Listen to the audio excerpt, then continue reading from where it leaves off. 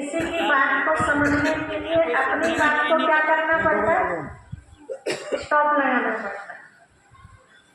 तब बता रहे थे कि उस पिता परमात्मा को याद करने के लिए क्या जरूरी है, तो उनका परिचय होना बहुत जरूरी है।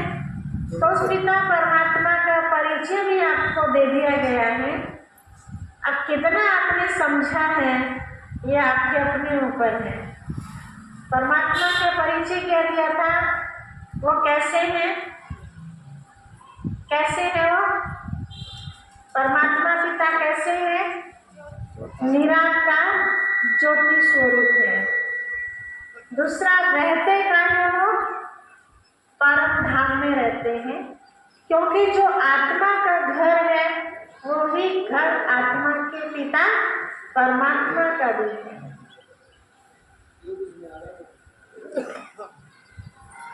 आपकी तरफ ध्यान जा रहा सबका, इधर ध्यान कर दीजिए, कोई भी वो अपना काम कर रहे हैं, ठीक है, नहीं तो बोझ चढ़ जाएगा किसके ऊपर, किसके ऊपर, भगत सिंह भाई के ऊपर, ठीक है। आपको पता है कि जब कोई हम ध्यान लगाते हैं, पूजा पाठ करते हैं और जिसकी वजह से हमारा ध्यान हटता है तो उसके ऊपर बहुत बड़ा पाप चढ़ जाता है। तो इसीलिए इस बात का हम यहाँ नहीं अपने घर में भी ध्यान रखें। अगर घर में कोई पूजा का काम चल रहा है और हमारे पास टाइम नहीं है बैठने का, मत बैठो, कोई दिक्कत नहीं है, लेकिन उस चीज़ का जरूर ध्यान रखो कि मैं बर्तन साफ कर रही हूँ या सफाई कर रही हूँ और कोई काम कर रही हूँ, तो थोड़ा आवाज़ का हम ध्यान रखें, है ना, ताकि उनकी पूजा में कोई दखलबाजी ना। नहीं तो वो तो अपना पुण्य का काम कर रहे हैं और हम क्या कर रहे हैं, उसमें क्या कर रहे हैं, हम विघ्न डाल रहे हैं। तो विघ्न कौन डालता है, देवता या असुर?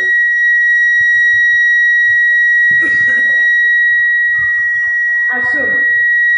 विघ्न डालने का काम होता है असुर का, है ना। कईयों को तो इतनी भी समझ नहीं होती कि घर में पूजा पाठ का काम चल रहा है, कोई बहू पूजा कर रही है या सासू माँ पूजा कर रही है, किसी का फोन आया तो वहीं बैठ के सुनना चालू कर देते हैं और सारी आवाज उनके कानों में। तो इतने कोई शक्तिशाली है तपस्वी की बात से आवाज आ रही और ध्यान वहां लगा रहे, नहीं है ना। तो वो बोझ किसके ऊपर चढ़ता है, जिसकी वजह से ध्यान भटक रहा है। इसीलिए बातों का हम ध्यान दें। कम से कम बोझ उतार नहीं सकते हम, पिछले जन्मों में क्या क्या हमने गलतियां की हैं, तो नया बोझ तो ना चढ़ाए। तो ये चीज यहाँ सिखाई जाती है। तो परमात्मा पिता निराकार ज्योति बिंदु स्वरूप है, परम धाम के रहने वाले हैं, हम सबके वो पिता हैं, ये पता चल गया ना। देवों के देव वो महादेव निराकार परमात्मा पिता है। अब उनको हमें याद करना है। तो याद किस तरह से करना है, देखिए, जहाँ प्यार होता है वहाँ याद करने की आवश्यकता नहीं होती, अपने आप हमें उनकी याद आती रहती है। याद 3 प्रकार की होती है, एक याद आती है, एक याद करी जाती है और एक याद सताती है। तो एक याद करी जाती है, कैसे, हमारे घर में कोई बीमार हुआ तो किसको याद करते हैं हम, भगवान को डायरेक्ट। पहले कौन याद आता है, पहले कौन याद आता है, माँ याद आती है।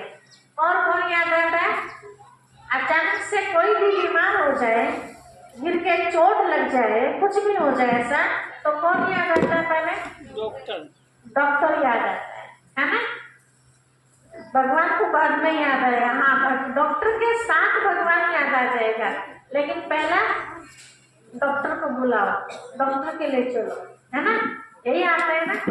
तो डॉक्टर को याद आई या करना पड़ता है, क्या कहेंगे? डॉक्टर को याद करना पड़ा, है ना। डॉक्टर की वैसे कभी याद आती है हमें?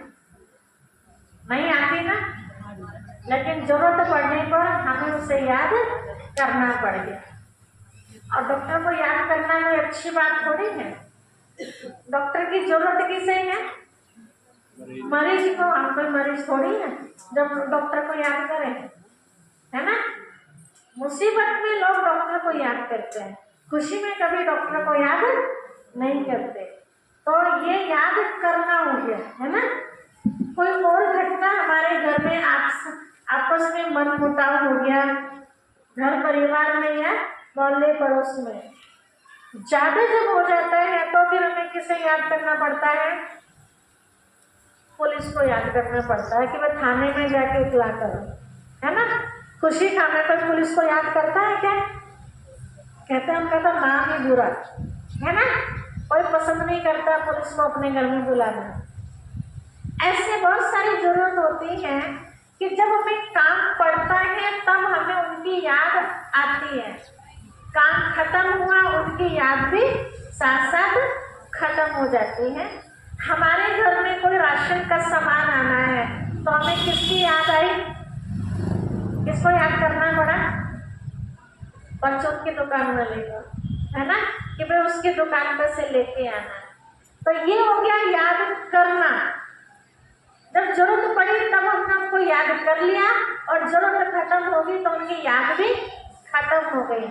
दूसरी याद आती है, तो याद आती किसकी है हमें?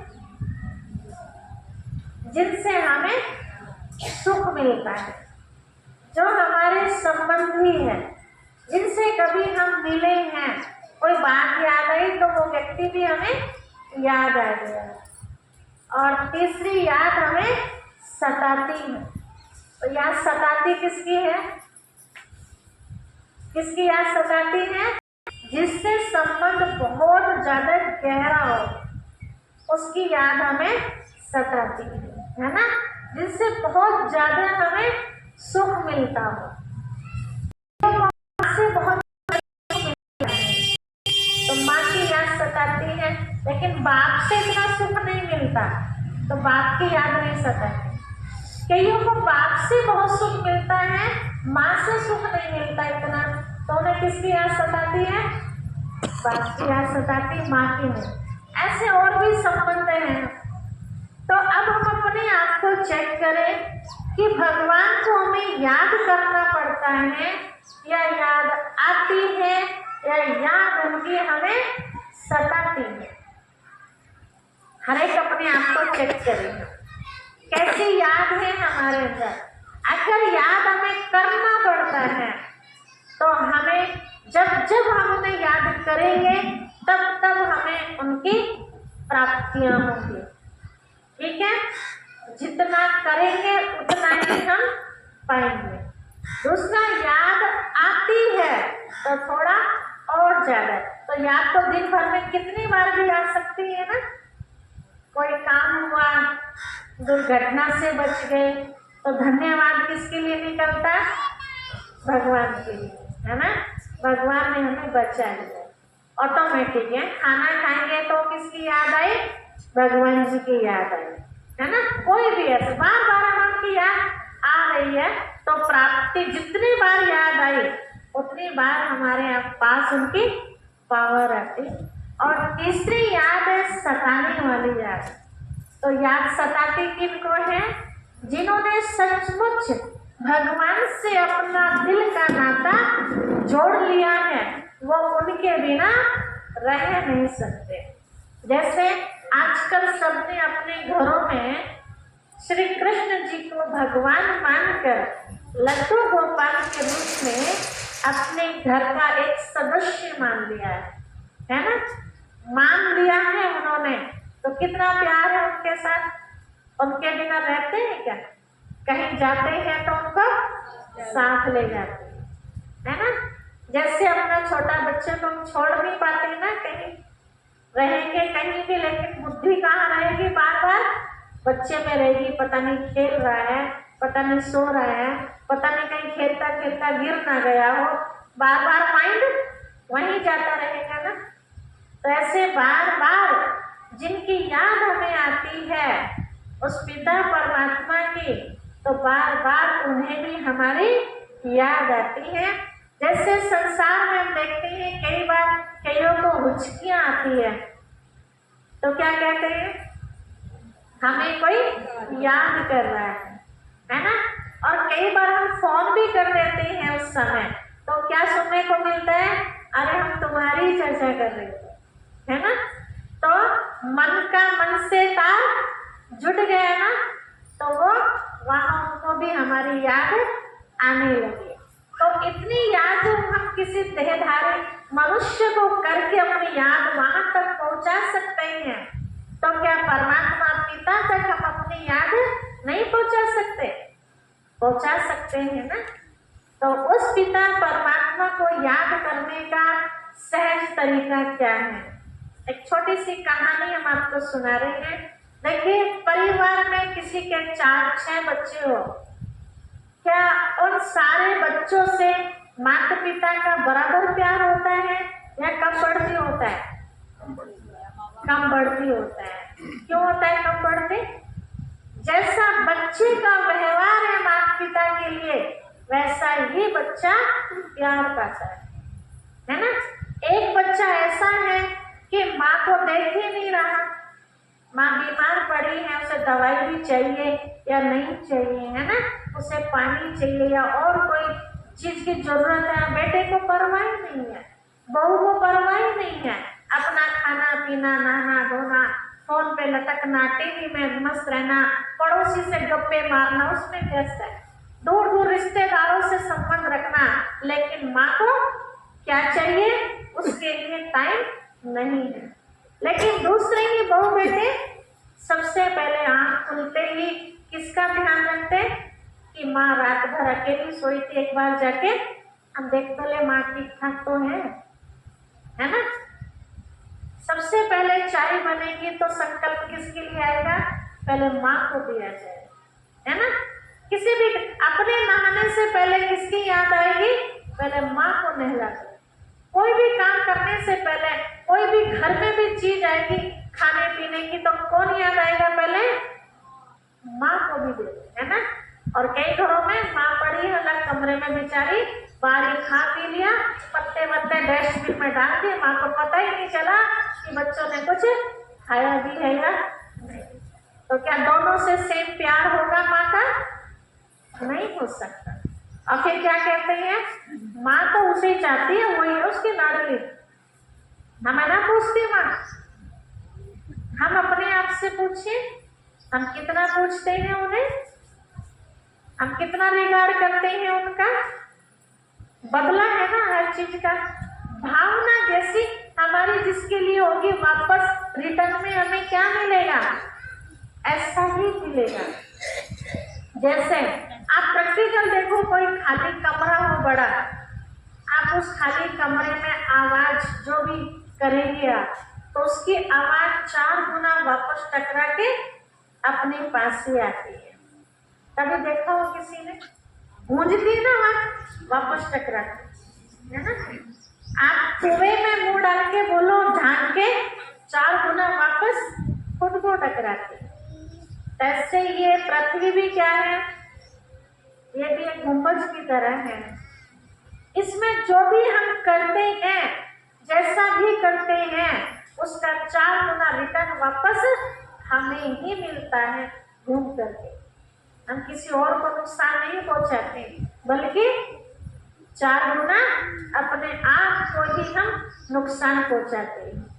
तो ऐसे जब यहाँ एक जन्म के माता पिता हमारे, उनके अंदर फर्क हो जाता है हमारे लिए, तो वो भी तो माता पिता है ना, क्या उसके अंदर फर्क नहीं होगा?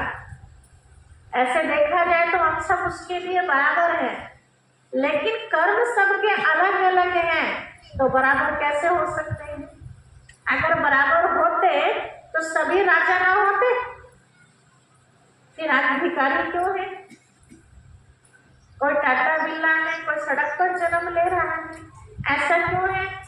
जैसे उसके कर्म है उस अनुसार उसको वहां भेज देता है, अपने आप ये सिस्टम बना हुआ है। तो उस पिता परमात्मा को जितना हम दिल से याद करते हैं, याद के साथ जितना हम उनकी बातों को अपने जीवन में प्रैक्टिकल करते हैं, उतना हम उस पिता परमात्मा का प्यार पाने के पात्र बन जाते हैं। आप सामने चित्र देख रहे हैं, दिखाई दे रहा है सबको चित्र? चित्र में दिखाया है ऊपर वाले खाने में सबसे ऊपर बच्चों के पापा दारू पी रहे हैं। कोने में दिखाया गया है, साइड हो जाइए जिसको नहीं दिखाई दे रहा था। ऊपर यहाँ छोटा भाई बड़ी बहन के ऊपर हाथ उठा रहा है। यहाँ माता जी खाना बना रही है। खाना बनाते बनाते बच्चा कुछ मांग रहा होगा तो माँ गुस्से में क्या कर रही है? क्या कर रही है? बेलन उठा रखा है।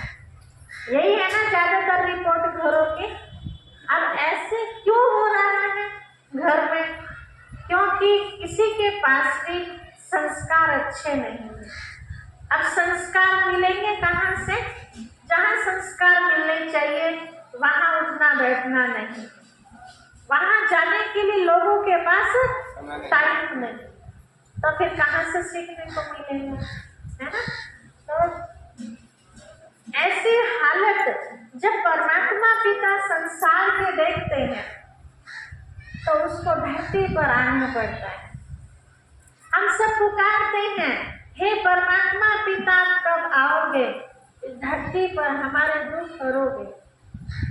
पुकारते सब हैं, लेकिन जब वो आता है तो उसे पहचानते कोई कोई। ऐसे दुख है शांति परिवार के अंदर जहाँ मारकाट चल रही हो, आपस में कोई प्यार ना हो। अगर कोई मेहमान भी आना चाहेगा, आ भी गया, दरवाजे पे खड़े होकर उसने ये सीन अगर देख लिया तो क्या होगा उसका कदम? आगे बढ़ेगा या पीछे हटेगा? कई बार मन मार के आना भी पड़ता है ना? लेकिन अच्छा तो नहीं लगता है ना?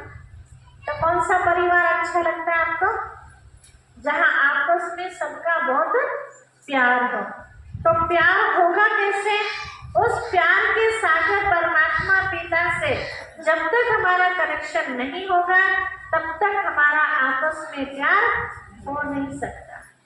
क्योंकि बीच में हमारे प्यार के अंदर शैतान ने गड़बड़ की है। जो हमारे अंदर अहम पैदा कर दिया है वो शैतान है। तो परमात्मा पिता के सबसे पहले ये अहम खत्म करते और हमें पाठ पढ़ाते हैं, बच्चे तुम कौन हो? तुम कौन हो? कौन है हम सब? आत्मा। तो परमात्मा पिता आखिर के बच्चों को पढ़ाते। आप ये नीचे वाला दृश्य देखिए, जब परिवार आकर के प्रजापिता ब्रह्मा कुमारी ईश्वरीय विश्वविद्यालय के अंदर पढ़ाई पढ़ते हैं तो उन्हें इस प्रकार की शिक्षा दी जाती है। उन्हें याद दिलाया जाता है कि हम संसार में जब आए थे तो आपस में हमारा कितना प्यार था, वापस वो प्यार हमारे अंदर कैसे आ जाए, हमारी बुराई सही तरीके से कैसे खत्म हो जाए, हमारा घर स्वर्ग कैसे बन जाए। तो वो पढ़ाई जब उन्हें मिलती है तो उनके अंदर वो चेंजिंग आने लगती है। अब हम अच्छी बातों को धारण करें उसके लिए हमारे अंदर पावर चाहिए और पावर हमारे अंदर है नहीं। तो परमात्मा पिता को याद करने का तरीका सिखाया जाता है। ज्ञान तो सबके पास बहुत है, ज्ञान की कमी नहीं है, लेकिन धारण नहीं हो पा रहा है वो।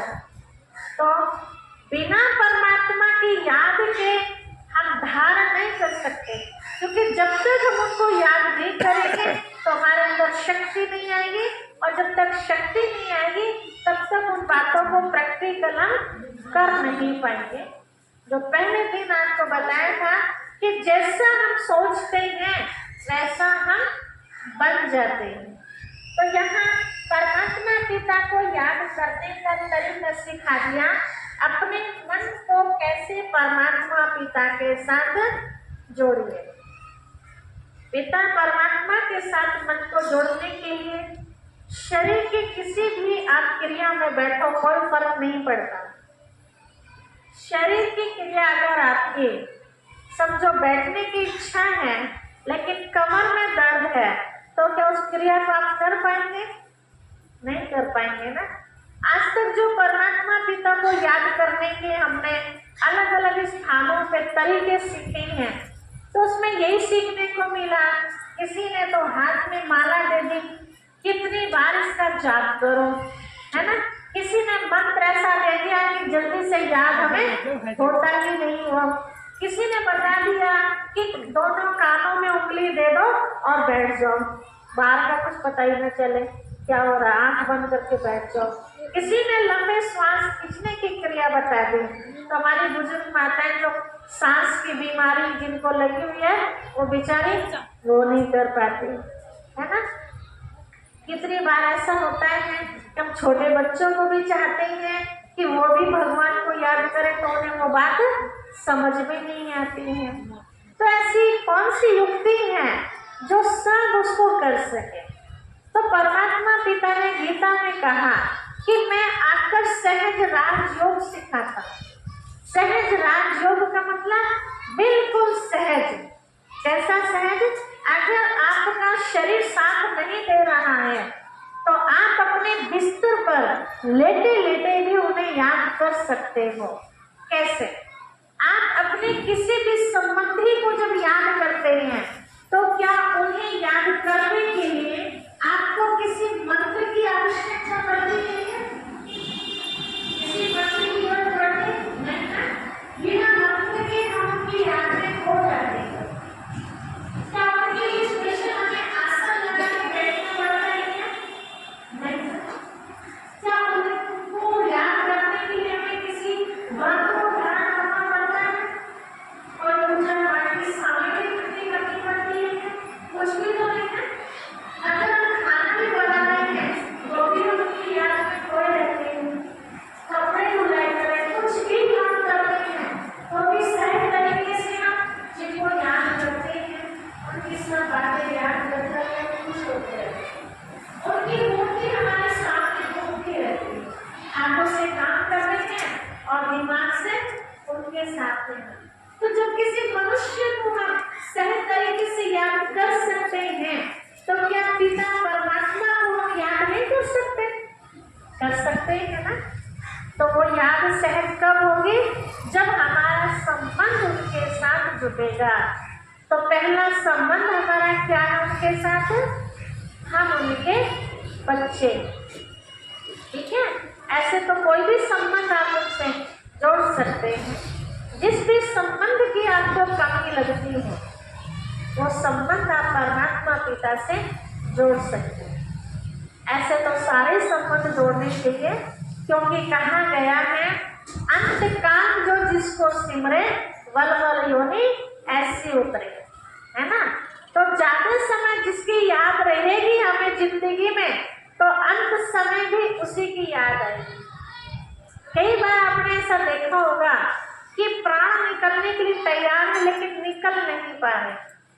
उनसे पूछा जाता है बेटी को बुलाएं, फलाने को बुलाएं, मना करते रहते हैं। पूछते उससे कईयों के नाम लेते हैं, फिर कहते हैं हाँ, बोल तो पाते नहीं, गर्दन से इशारा करते हैं। और जैसे वो आते हैं उनकी शक्ल देखते ही आत्मा निकल जाती है। तो कहाँ जन्म मिलेगा उनको? कहाँ जन्म मिलेगा? जिसकी याद में उन्होंने प्राण त्यागे, वापस उसी के आसपास से उसके परिवार में ही उनको जन्म लेना पड़ेगा। हम सब क्या चाहते हैं? हम जब शरीर छोड़े वापस इस दुख भरी दुनिया में ही जन्म ले या सुख भरी दुनिया में जाए? क्या चाहते हैं सभी? सुख की दुनिया में जाए, है ना। या वापस ऐसे मुझे झाड़नी पड़े, गोबर उठाना पड़े, भैंस रवानी पड़े, हाँ, सवेरे उठ के चक्की चलाने। अब तो चक्की कोई नहीं चलाता है, खैर पहले चलाते। कई घरों में चलती भी हो, क्या पता है, ये नलाई करनी पड़े। ठीक है। धूप में चाहेंगे दोबारा भी ऐसे परिवार में हमारा जन्म हो? जो चाहते हैं ऐसा मस्त वाले जीवन हो। हाथ खड़ा करो जरा। दोस्तों कर दो दोस्तों। अच्छा, कुछ बहने चाहती हूँ, वापस नहीं आ गए हैं। अच्छा लगता है नलाना। देखिए, अगर सचमुच हम चाहते हैं इस दुख की दुनिया से छूटने के लिए, तो उस सुखदाता की याद में हमारे प्राण निकले, फिर वो सुखदाता हमें सुख की दुनिया में ही भेज देगा। ठीक है, तो याद रखना। तो उसके लिए कोई सोचे कि हम बाद में याद कर लेंगे, अभी तो बहुत टाइम पड़ा है। पता है अंतिम श्वास कब है हमारा? नहीं पता है। तो इसीलिए हमेशा याद रखें, हम हर घड़ी अंतिम घड़ी है। पता नहीं कौन सी घड़ी हमारी कब आ जाए वो अंत के। इसीलिए ज्यादा से ज्यादा हम उनकी याद में रहें। तो उनको याद करने के लिए परिवार के बीच में ही रहना है, परिवार छोड़ना नहीं है। जो भी जिम्मेवारियां हमें मिली हैं, न केवल परिवार की बल्कि समाज के प्रति भी हमारी कोई जिम्मेवारियां बनती हैं, और सारी जिम्मेवारियों को निभाते हुए उस पिता परमात्मा को हमें याद करना है। कैसे? जैसे परसों हमारे अनु बहन जी बता रही थी आपको कि अगर हमें अपने घर में रोशनी लानी है, खंबे से हम अपना कनेक्शन लेते हैं, वहां उस तार पे भी रबड़ चढ़ी हुई है, और हमारे यहाँ से जो तार गई उसमें भी रबड़ चढ़ी, और दोनों को ऐंठ दिया गया, कनेक्शन तो जोड़ दिया। क्या लाइट आएगी आपके घर में? नहीं। अब उधर से तो रबड़ उतरी हुई है, लेकिन आप अपनी रबड़ ना उतारो तो लाइट आएगी? तो भी नहीं आएगी। तो क्या करना पड़ेगा? अपनी भी रबड़ हमें हटानी पड़ेगी। दोनों एक से होने चाहिए, होता है ना, रबड़ हटे हुए।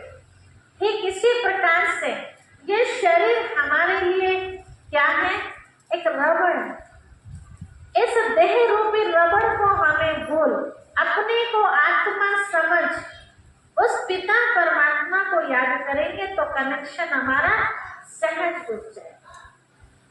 परमात्मा को याद करने के लिए कुछ नहीं करना, केवल आत्मा समझना है। आत्मा समझेंगे तो उसे याद करने की जरूरत ही नहीं पड़ेगी, ऑटोमेटिक याद आ जाएगा। अब मैं कौन सी आत्मा हूँ वो धीरे धीरे आपको पता चलता रहेगा कि हम कितनी महान आत्माएं थे जब संसार में आए थे। तो घर परिवार में रहते जो हम ये सीख लेते हैं कि हमें उस पिता परमात्मा को कैसे याद करना है, तो ज्ञान मिल जाता हमें। तो वही भाई जो दारू पीते थे वो टाइम पर ऑफिस में जाने लगे, तो घर बर्बाद होने से बच गए। वही माता जी जो क्रोध में खाना बनाती थी, वही अब किसकी याद में खाना बना रही है? दिखाई दे रहा है चित्र? तार जुड़े हुए हैं उनके साथ, किसके? शिव बाबा के साथ। ज्योति बिंदु परमात्मा के साथ कनेक्शन जुड़ा हुआ है। तो भोजन भी क्या बन गया? भोजन भोजन नहीं रहा, बल्कि वो प्रसाद बन गया। इसीलिए कहते हैं जैसा अन्न वैसा मन होता है। तो ये हम सब बहनों की जिम्मेवारी है। अगर सचमुच घर को स्वर्ग बनाना है तो किसके हाथ में है? इतना भाइयों के हाथ में नहीं है जितना बहनों के हाथ। ध्यान रखना, भोजन एक ऐसी चीज है कि आप कितना भी खतरनाक से खतरनाक व्यक्ति क्यों ना हो, आप उसको शुद्ध भोजन खिला के, शिव बाबा की याद का भोजन खिला के आप उसको देवता बना सकते। भोजन के अंदर वो पावर है। आपने देखा जब कभी किसी का मन चेंज करता है कोई दुनिया में, तो क्या करते हैं लोग? क्या करते हैं? क्या करते हैं? भोजन में कुछ करके दे देते हैं, है ना? हाँ, कई पानी भी पड़ के दे देते हैं, कई भोजन में कुछ मिला देते हैं। मंत्र, कुछ मतलब जहर नहीं, मंत्र वो देते हैं बताने वाले कि आप ऐसे ऐसे मंत्र पढ़ना, भोजन को मारना, तो भोजन उनको खिला देना, तो तुम्हारे पीछे हो जाएंगे। ठीक है, सुनते हैं ना ऐसा? कई बीमार हो जाते हैं, कई अच्छे भी हो जाते हैं। इसीलिए बोलते हैं कि भोजन सबके यहाँ का नहीं, जहाँ आपको विश्वास हो वहीं पर भोजन करो। चलो स्कूलता में कुछ मिला हो या ना मिला हो वो एक अलग बात है, लेकिन जो भोजन बनाने वाली है कोई भी, है ना, हमारे घर में माता बहन जो भी भोजन बना रही है बहू बेटी, उसके विचार कैसे, वो विचार तो उसके अंदर मिक्स हो रहे हैं ना। आप क्रोध में खाना बनाएंगे, कितना भी बढ़िया करके खाना बनाओ, टेस्ट आएगा? नहीं आएगा। और प्यार से बनाएंगे तो माता रानी की याद में हम सब भंडारा करते हैं। सिंपल सब्जी होती है भंडारे की, कैसी लगती है? कोई इतने मसाले नहीं होते, लहसुन प्याज भी उसके अंदर होता है, लोग उंगलियां चाटते हैं। क्यों? किसकी याद में बना हुआ है ना? माता रानी की शुद्ध याद है, अच्छी याद है। वैसे अगर रोज हम अपने घर में अच्छी सोच से भोजन बनाए तो वही रसोई हमारी क्या बन जाएगी? भंडारा बन जाएगी। उस भंडारे से जो भी खाएगा सबको टेस्ट आएगा, कई बीमारियों से मुक्ति हो जाएगी। भोजन बहुत बड़ी चीज है। एक कुर्सी हटा दो। भोजन के लिए आपने बहुत सारी बातें सुनी हो। सही कह रहे हो, रास्ता छोड़ो। भोजन बनाने में तो फिर भी टाइम लगता है, पानी में तो कोई टाइम नहीं लगता किसी को देने में, लेकिन जितनी देर हमारे हाथ में पानी होता है उतनी देर पानी के भी वाइब्रेशन चेंज हो जाते हैं। कैसे? छोटी सी कहानी हम आपको बताते। एक बार एक साधु महात्मा जी किसी गांव में थे,